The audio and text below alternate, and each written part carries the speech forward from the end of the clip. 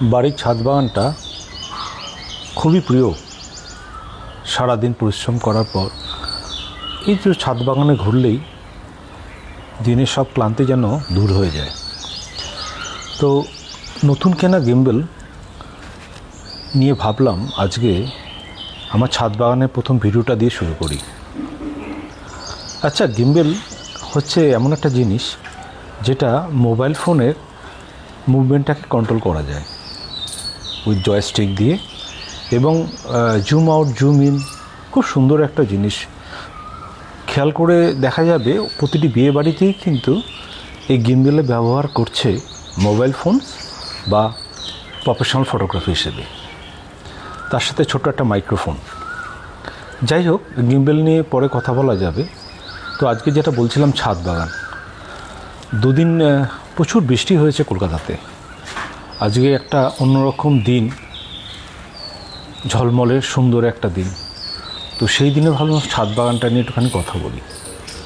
তো এই ছাদ বাগানে আমাদের অনেকগুলো গাছ রয়েছে, যেখানে বায়োফ্রাইটা থেকে সুন্দর অ্যালামুন্ডার একটা বিস্তার হয়েছে আমাদের শেডের ওপর দিয়ে। তাছাড়া কিছু অ্যাডেনিয়াম রয়েছে যেগুলো খুব সুন্দর ফুল দেয়। সামনে গরমকালে আশা করছি অনেকগুলো ফুল পাবো। এছাড়া বট অশ্বত্থ দুটোরই মিনিয়েচার করা হয়েছে। বসন্তকালের সমাগমেতে শীতের সব পাতা ঝরে গিয়ে নতুন পাতারও আগমন হচ্ছে। এছাড়া এখানে রয়েছে একটা মিনিয়েচার তেঁতুল গাছ, তার সাথে সুন্দর করে আগুনের মতন জ্বলে ওঠা বগনভুলিয়া গাছটি সারা বছরই ফুল দেয়। এটি যদি যত্ন আত্মে আমি খুব একটা বেশি করতে পারি না, মহাশ্বেতাই যত্ন আত্মিক করে। এগুলো জবা গাছের সারি। জবা গাছের একটাই সমস্যা, প্রচুর পোকা হয়। কালকে রাত্রিবেলা এসেই আমি কিন্তু আবার স্প্রে করেছি বৃষ্টির পর, কারণ বৃষ্টির পরেই পোকাগুলো বাড়তে শুরু করে। খুব ইচ্ছা আছে যে আগামী রোববারের মধ্যে এগুলো কাটাই ছাটাই করে একটা রিপোর্টিং করে দেওয়া, তাতে নতুন কিছু ফুল পাবো। এটা হচ্ছে সাইকাস। সাইকাস নিয়ে একটা কথা বলবো যে এটা কিন্তু সেই ডাইনোসরাস আমলের কিন্তু গাছ। তো আমাদের সাইকাস রাজার মুকুটের মতন ক্রাউন শেপ হয়ে রয়েছে, আর তলায় পুরনো পাতা আর ওপরে নতুন পাতা। এখানে আরেকটা বগনভুলিয়া টবের মধ্যে করা হয়েছে। এছাড়া এখানে গোল্ডেন ব্যাম্বু, পেয়ারা গাছ। যদিও ফলের এখনও চেষ্টা করিনি, কেন কর্মইতে যে করিনি, তাই ফল পাবো কী করে। দেখা যাক এই বছরে যে ফলের আশা করতে পারি কি না কর্ম করে।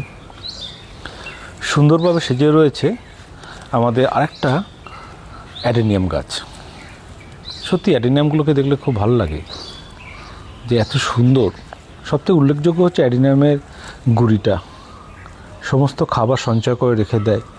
এই অ্যাডেনিয়ামগুলো এই সময় ঠিক কাটাই ছাটাই করতে হবে, ডালগুলোকে কাটতে হবে, তবে আরও সুন্দরভাবে অ্যাডেনিয়ামটা বেড়ে উঠবে। আমার দুটো খুব প্রিয় গাছ, দুটো বলবো না, তিনটে প্রিয় গাছ। বেলফুল, দুটো বেলফুল আছে, একটা জুঁই ফুল আছে। বর্ষাকাল এলেই বা গরমকাল এলেই এদের সুন্দর কেরামতি শুরু হয়ে যায় সাদা ফুল আর সুন্দর গন্ধে।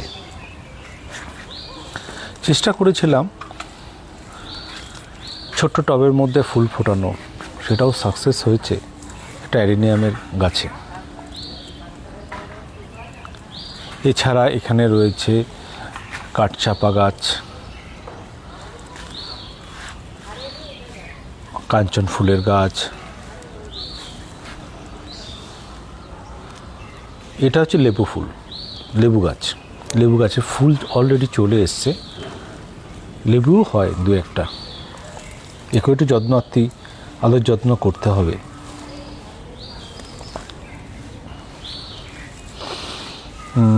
এখানে অনেকগুলো গাছ, যেখানে একটা জুঁই ফুলের গাছ রয়েছে। এখানে কিছু অ্যাডেনিয়াম রয়েছে।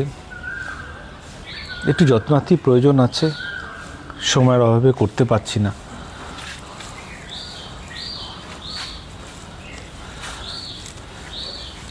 এখানে ছোট্ট একটা শালুক ফুলের ছোট্ট একটা পুকুর করা হয়েছিল। শালুক ফুলটি সুন্দরভাবে 2-3 বছর ফুটেছিল। তো আগের বছর থেকে একটু দেখলাম যে একটু বাজে অবস্থা, তো আবার এটাকে রিপটিং করেছি পুকুরের মাটি দিয়ে। একটু সারও দেবো, আশা করি এবছর আবার তার সুন্দর রূপ দেখাবে। আর শালুক ফুলের যে কালারটি, ওয়াটার লিলি, সেটা হচ্ছে সুন্দর হলুদ রঙের। এটা ডবল টগর গাছ, যখনই ফোটে না কেন তখনই মন ভরিয়ে দেয়। আমাদের লঙ্কা গাছ, এখনও লঙ্কা ধরে রয়েছে, তো মাঝে মাঝে লঙ্কা আমরা খাই। খুব সুন্দর না? ছোটো একটা টবের মধ্যে এত লঙ্কা, খুব দেখতে ভাল লাগে। বাড়ির অবশ্য এবং গৃহস্থের খুবই প্রয়োজনীয় গাছ তুলসী গাছ। এই তুলসী গাছে ভেষজ গুণ আছে বলেই হয়তো সব বাড়িতে রাখার একটা নিয়ম আছে। আচ্ছা, আমি এদিকে চলে আসি।